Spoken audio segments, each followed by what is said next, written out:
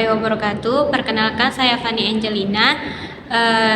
Video ini merupakan jawaban dari UTS saya, mata kuliah Manajemen Perubahan Inovasi dalam Organisasi.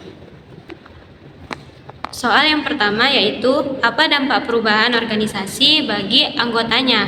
Yang pertama itu, terjadinya komunikasi yang terbuka. Hal ini dapat meningkatkan pemahaman bersama dan mengurangi ketidakpastian. Yang kedua, adanya kerjasama yang efektif. Perubahan yang dikelola dengan baik dapat memperkuat kerjasama antara anggota organisasi dan ini dapat meningkatkan produktivitas dan efisiensi. Yang ketiga, yaitu anggota lebih bertanggung jawab terhadap tugas yang diberikan. Dalam situasi perubahan, anggota mungkin merasa lebih bertanggung jawab terhadap tugas yang diberikan kepada mereka. Yang keempat, terjadinya pemecahan masalah yang efektif. Dengan adanya perubahan, anggota organisasi mungkin akan lebih terampil dalam menemukan solusi efektif untuk mengatasi masalah yang muncul. Selanjutnya, adanya interaksi di dalam organisasi.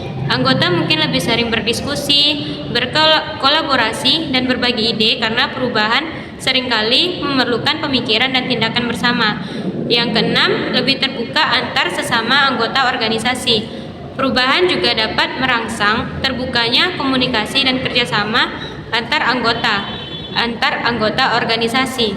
Mereka dapat merasa lebih terbuka untuk mendukung satu sama lain, berbagi pengalaman, dan membangun hubungan yang lebih baik.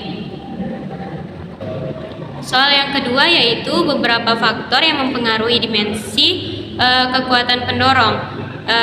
Kekuatan pendorong perubahan yaitu dalam kondisi ekonomi, teknologi, serta kebijakan eksternal yang mempengaruhi organisasi. Jawabannya yaitu yang pertama, kondisi ekonomi. Perubahan dalam kondisi ekonomi, baik perbaikan atau perlambatan, dapat mempengaruhi kemampuan perusahaan untuk merencanakan dan mengimplementasikan perubahan. Yang kedua, dalam teknologi, perusahaan mungkin perlu beradaptasi dengan perkembangan teknologi baru atau memanfaatkan teknologi untuk meningkatkan efisiensi, inovasi, atau menciptakan produk dan layanan baru. Kecepatan perubahan teknologi juga dapat mempengaruhi seberapa cepat perubahan harus terjadi di dalam organisasi. Selanjutnya, dalam kebijakan eksternal yaitu faktor eksternal ini seperti peraturan pemerintah, perubahan kebijakan industri, atau tuntutan konsumen dapat mempengaruhi perubahan dalam organisasi. Dengan demikian, perubahan dalam kondisi ekonomi, teknologi, atau kebijakan eksternal dapat mempengaruhi sejauh mana sebuah perusahaan perlu menghadapi perubahan dan bagaimana perubahan tersebut harus direncanakan dan diimplementasikan untuk menjaga relevansi dan daya saing organisasi dalam lingkungan yang berubah. Selanjutnya, soal yang terakhir adalah 8 langkah strategi perubahan organisasi, yaitu yang pertama, menciptakan urgensi. Yang kedua, menyusun tim. Langkah ini merupakan akan menciptakan rasa kepemimpinan dalam perubahan serta mempengaruhi pemangku kepentingan. Yang ketiga, menciptakan visi dan strategi.